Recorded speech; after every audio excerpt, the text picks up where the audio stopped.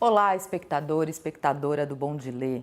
Estamos no Bom de Ler número 30 e eu vou falar para você do livro Animais Domésticos e Outras Receitas, da Luana Schneiderman. Falar um pouquinho da Luana, que é importante dizer aqui. A Luana tem 4 livros publicados. O primeiro deles foi o livro Minhocas, publicado pela Cosac Naif. E ela ficou um tempo sem publicar e, de repente, de 4 meses para cá, vieram 3 novos livros da Luana. Contos de Moçambique, que é um livro lançado pela FTD, não é propriamente dela, são histórias recontadas por ela. Os outros 2, Fuga, também pela FTD, e Os Animais Domésticos, pela Perspectiva, são livros de autoria própria. Apesar da gente escolher um modelo aqui no Bom de Ler, de falar sempre de um livro, o mais recente, e de um único livro da autora, queria muito recomendar o Fuga. A entrevista que a gente fez com a Luana, eu e a Carol, foi feita logo que a Luana lançou o Fuga. E esse livro é maravilhoso, um livro para o jovem leitor, que é um olhar que a Luana tem, ela escreve, o Minhocas também foi um livro para jovem. E o Fuga conta a crise de uma menina em um dia que ela decide sair de casa. É um livro muito divertido e muito sensível. E eu recomendo que vocês conheçam também essa vertente para jovem que a Luana tem. Animais Domésticos e Outras Receitas é um livro de contos muito surpreendente. Você vai ver na entrevista com a Luana que a Luana é uma escritora que tem uma voz delicada, ela fala calmamente. E ao ler os contos desse livro, eu me senti um pouco nessa atmosfera, como se alguém estivesse contando para mim, baixinho, no meu ouvido, as histórias mais fantásticas. Então tem um pouco esse livro arma um pouco esse ambiente. Parece que as histórias são singelas, delicadas, mas elas são também assustadoras. E o livro tem algo de fantástico, a começar pelo próprio título, Animais Domésticos e Outras Receitas. É um livro de contos que não se define como um livro de contos. Aliás, tem sim algumas receitas no meio dele. Os Animais Domésticos e Outras Receitas é um livro muito bem elaborado. Eu imagino que a Luana tenha ficado um tempo trabalhando nele. É um livro que está muito redondo, não sobra nada. E eu recomendo demais. Esse é o recente, mas os outros vieram quase ao mesmo tempo. E Minhocas você ainda encontra em sebo. Então eu recomendo essa autora, acho que ainda tem aí muita coisa pela frente. Sigam, acompanhem o trabalho e o talento da Luana Schneiderman.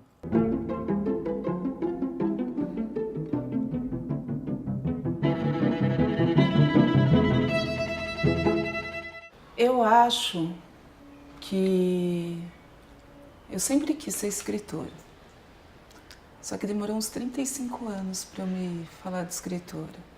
E eu acho que isso tem a ver com o fato de eu estar numa família muito intelectual de escritores e de uma autoexigência muito grande.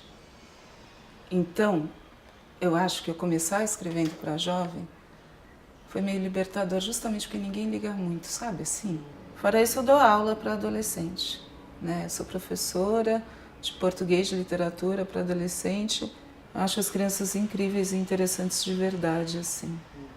Então, eu acho também que aí eu acabo conhecendo e tem um sofrimento na vida adolescente muito sério. Por exemplo, minhocas, eu queria que alguém tivesse me dito para minhocar menos. Então, eu acho que eu levo muito a sério, na real. Esse mundo, eu acho que tem um sofrimento enorme e eu tenho vontade de escrever sobre esse sofrimento também. Não dá para aguentar a literatura para criança que fica banalizando essa dificuldade. Quando o Fuga nasceu de experiências muito minhas em sala de aula. Eu tinha essa ideia de fazer esse livro sobre uma fuga, porque todos os meus alunos querem fugir. Teve uma que fugiu. Quando houve esse episódio lá de fuga na equipe, a menina falou, eu tô fugindo porque eu queria encontrar a felicidade. E todo mundo viu essa frase de uma maneira extremamente crítica. E isso me incomodou, porque eu achei muito legítima essa razão dela. Então acho que eu tenho essa vontade de pegar essas coisas que as pessoas desprezam como idiotas, como bobas, como fora do lugar, como fora da ordem, como erradas, como besteiras e tal, e falar, isso daqui é muito precioso, é muito verdadeiro. E tem mais, todo mundo sente. E não é bobo, e tem uma coisa muito bonita. E essa geração da Marina, eu acho assim, esse mundo que a gente está, tem que reinventar. E eles estão conseguindo, Tem né? que reinventar jeito de fazer política. É uma muito bonita mesmo. Eu acho assim, esse pessoal que está repensando o partido, que está repensando jeitos de fazer política, que está lutando por passe livre, que está lutando por direitos LGBT. Então, acho que é uma homenagem. Então, é isso, assim, é não fugir, dizer sim nesse espírito de luta, assim. Eu não acho que a literatura ensina a gente muita coisa, mas eu acho que a literatura traz companhia, sabe? Porque quando eu era adolescente, teve uns livros que salvaram minha vida, assim.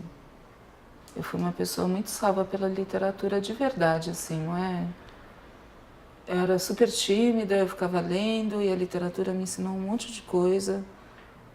E então eu gostaria de escrever um livro que fizesse muito sentido para uma criança, para um adolescente ou para um adulto. Para você escrever, passa por um estudo da literatura, ainda que você já seja formado em letras, mas você procura estudar estruturas, vozes? Ó, quando eu estou escrevendo ficção, eu gosto de ler e não gosto de ler. Sei, você tem de contaminar ou não? É, mas tem alguns livros que são que eu meio que copio. Então, sei lá, no Minhocas tem um livro que é o Manolito, que eu acho o máximo, que é uma voz de um menino que eu acho engraçado, eu acho legal. Eu falei, eu queria fazer um livro meio que nem esse. No Fuga, eu já li o Apanhador 1000 vezes, porque eu li com os alunos. Tem uma voz, que é essa voz desse adolescente. Então eu gosto de achar alguns, e não é uma cópia de conteúdo, é uma cópia de forma. Não é bem cópia, né? Mas enfim, tudo a gente vai pegando as coisas, né? E é cópia também. Também, e é bom que seja também, de referências. E por isso também que eu me preocupo em ler coisas muito boas, porque senão a gente perde um pouco a medida. E com relação a gênero, Lu, você transita, já escreveu poesia? Você falou agora que vai sair um de contos. Poesia você não Não, escreveu? eu acho dificílimo. E pra você tem... Você se Eu sou da define? prosa. Você é da prosa. Eu Mas sou da conto, prosa. romance, ainda Ainda não sei. Nem escritora infantil, juvenil, não sei. Também tem. Nem essa. E você Eu lê gostaria juvenil? de... Leio bastante porque eu dou aula, né? E das coisas mais difíceis que tem é a escolha dos livros para ler com os alunos. No Fundamental 2 e no Equipe, que é onde eu dou aula, eu tive uma liberdade no começo, agora eu não faço mais isso, mas dava aula do 6º ao 9º ano. Eu pensei, caraca, eu sou responsável por uma formação leitora desses meninos, porque dos 11 aos 15. Fui na lista dos canônicos, dos clássicos, eu acredito. Acho que o crivo do tempo é um bom crivo. Claro que ele é construído socialmente e tal, não sei o que lá, mas tem os romances cósmicos. Aí teve uma mãe um dia, e ela falou, mas você não dá uma escritora mulher, você não tem um livro que a protagonista seja mulher? E na época, que era 10 anos atrás, eu achei um puta saco. Só que aí, acho que mudou muito mesmo, de uns 10 anos pra cá, a minha mentalidade mudou muito. Porque aí eu fiquei achando que as meninas, eu fiquei pensando assim, pô, como que é crescer sem ter lido um livro que a personagem principal era uma mulher? Eu li muito Jane Austen. Eu amei quando eu fui ler Helena Ferrante, que elas amavam mulherzinhas, porque eu li 1000 vezes o Mulherzinhas. Eu achava o máximo aquelas... Que o título é bobo, parece tal, mas são umas meninas batalhadoras, que o pai está na guerra e todo mundo tem que se virar. Eu amava a Jo, que ficava lendo livros, eu queria ser a Jo. Então é legal você ter uns... Claro que posso me identificar com um personagem menino. Eu acho que também isso é uma pobreza, a gente achar que tem que ler gente igual a gente. Você pode se identificar com alguém que é muito diferente de você, mas é legal. Tem os livros escritos por meninas e tal. Como é que foi essa estrutura, chegar nisso? Eu acho que o mais difícil é achar essa voz do personagem. que começa a falar na sua cabeça por você, que não é você. Acho que isso é o mais difícil de tudo. E o mais arriscado.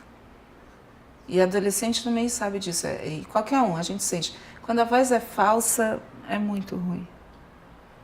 É muito ruim. Seja uma voz falsa da periferia, seja uma voz falsa de criança. Se é homem, se é mulher. Quando você sente uma falsidade na voz, aí eu acho desrespeitoso, assim. E aí o personagem não cola. Acho que isso tem muito problema. Tem muito livro infantil que acha que tem uma voz de criança, que é uma voz meio boba. Só que aí eu também estava numas de me colocar exercícios literários da forma acompanhar também o conteúdo. E aí o Leonardo, que é o meu companheiro, ele é músico, o Léo. E aí meu pai também gosta muito, enfim, das fugas do Bach e tal. E o Léo foi me explicar. E aí o Léo me mostrou, tem um vídeo, eu posso até depois tentar achar para mostrar, que é muito legal, que faz assim uma coisa de computação das várias vozes que compõem uma fuga. E é bonito porque assim, tem uma frase, eu vou falar de música, eu não entendo nada de música, mas o que eu entendi, como eu li, tem uma frase musical que vai indo, e aí tem outra atrás, que vai indo atrás dela, que é quase idêntica, mas não é idêntica. E tem outra, e elas vão se repetindo.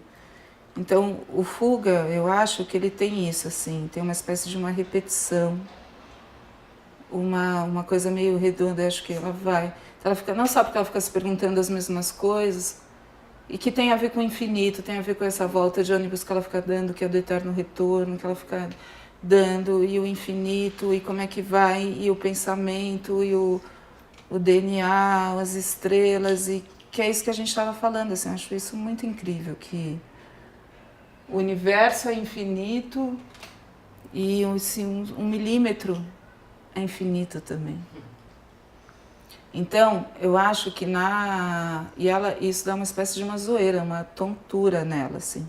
E da dança das cadeiras, que eles dançam lá 1 hora, então eu acho que o pensamento dela tem esse ritmo, que é esse ritmo meio cíclico, que é meio... E foi muito, assim, demorou muito tempo para chegar. E cada pedacinho é pensado, assim. E na hora de revisar lá na editora foi toda uma luta, porque para manter a pontuação esquisita. E botar botar vírgula e botar não sei o que lá. Então uma série de coisas assim que eu acho que tem a ver. Defender? Algumas sim. E aí é difícil, porque tem um monte de coisa que fica esquisita, que não tem, que não tal. Mas eu olhava os períodos, o tamanho, se tá tal, se não sei o que lá. Tinha uma hora no final que estava mais certinho, aí eu refiz, foi muito...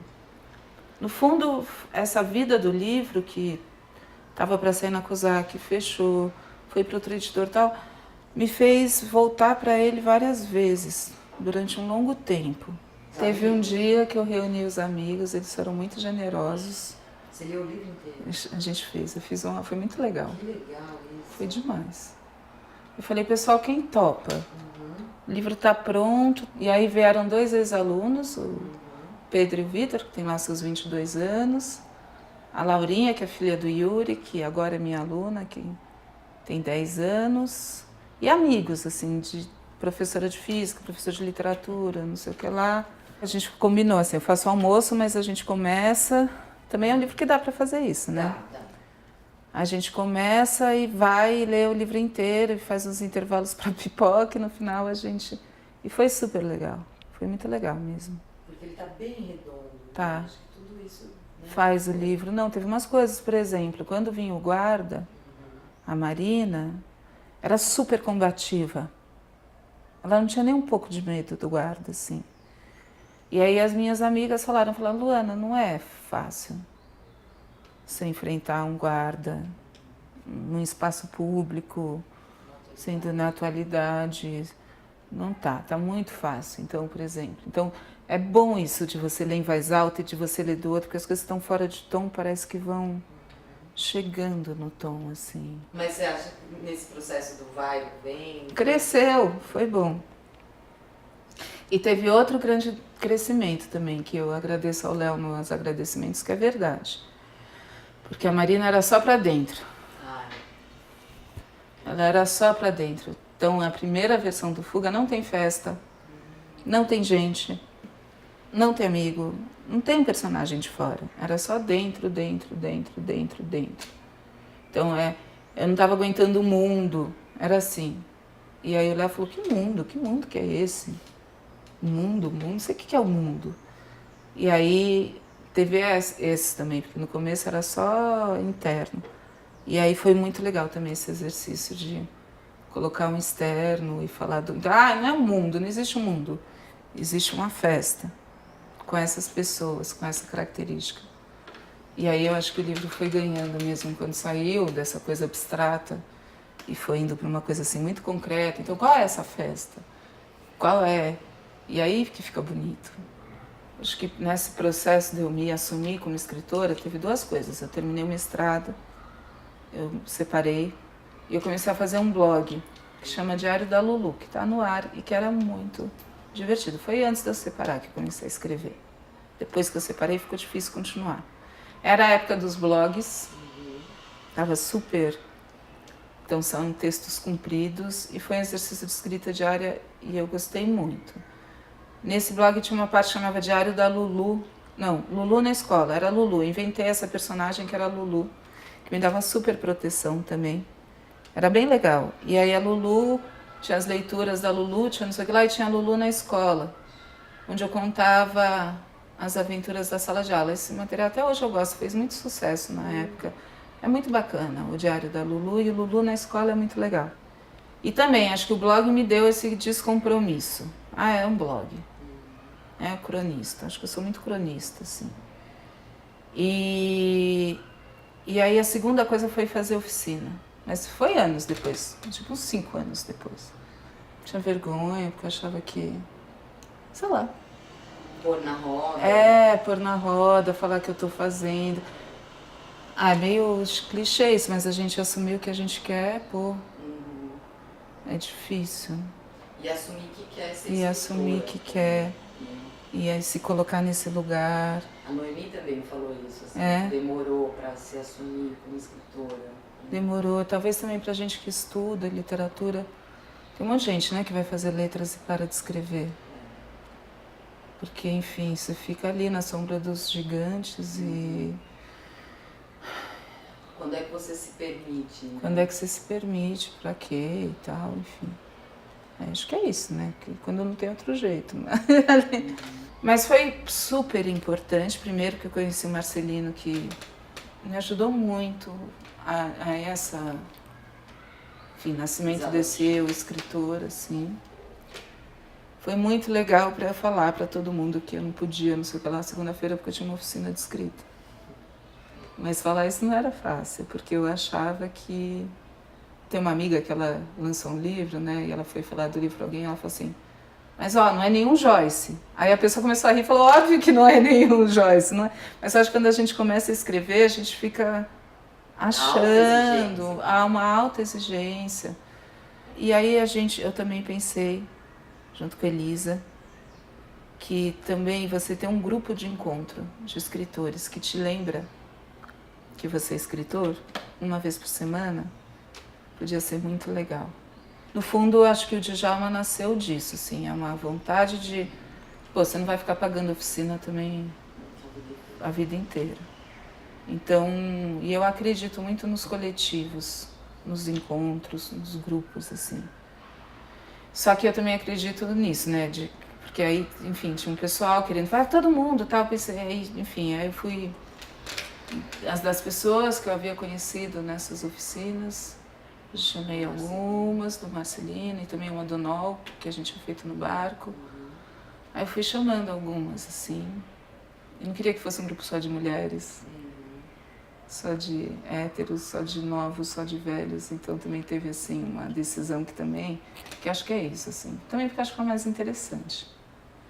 E aí o fato é que esse encontro semanal fez muito sentido para todo mundo do grupo. Li um livro que chama O Poder do Hábito. Sim. Que ele fala, enfim, você criar hábitos e tal, não sei o que lá. E aí tem uma hora que ele fala do Michael Phelps, sabe o nadador? Sim. E aí ele fala que o Michael Phelps ele fica muito nervoso antes da competição de natação. Ele fica super nervoso. E era um problema, porque, enfim, se estabiliza, ele perdia lá o milímetro da diferença. Né? Como é que tira o nervoso? E aí tem uma coisa que eu achei super bonita, que foi assim, ele criou uma rotina.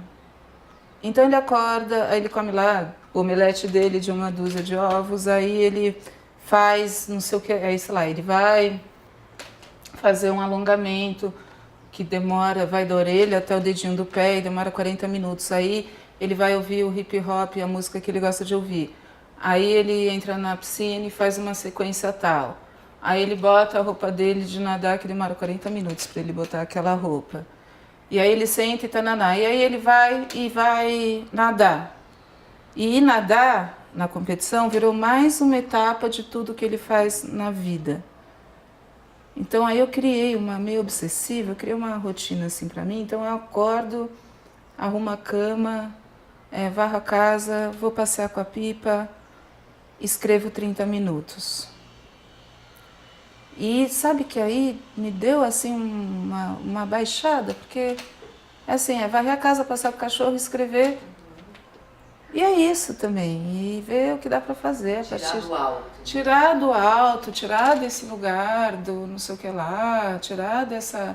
Eu acho importante. Mas eu também acho importante porque é diário que eu estou escrevendo. Mas eu tenho planos para livro, aí talvez eu tenha que botar mais meia hora. Assim. Eu gosto de escrever 30 minutos de diário. Eu boto no timer do celular para apitar quando deu 30 minutos e parar também. Porque também para tirar tudo dessa... O que eu acho que acontece é que quando eu escrevo, isso, acho que os livros também têm isso, voltando, né? São personagens de pensamento muito acelerado. E eu tenho um pensamento muito acelerado mesmo, que às vezes é um sofrimento. E tem 2 coisas que me acalmam. Por exemplo, antes de dormir, eu tenho muita insônia. Ler me acalma. Então, o jeito... você lê principalmente também para focar em outra coisa que não o meu pensamento. E escrever também. Então, escrever é como... Sabe que eu sinto? Sabe aquele joguinho Tetris? Que vai caindo e aí você vai arrumando e aí elas ficam enfileiradas e vai sedimentando, assim. Se você não arruma, fica tudo bagunçado. Essa escrita diária de 30 minutos de diário, às vezes é só para ir... pensar as letrinhas assim, sabe? Irem baixando. E às vezes é uma escrita boba. Preciso comprar detergente, vou andar na rua. Ontem eu comi sei lá o quê. Não tem problema, o problema é que vai baixando, assim. Então, nessa saída desse pensamento acelerado, acho que a escrita realmente abaixa.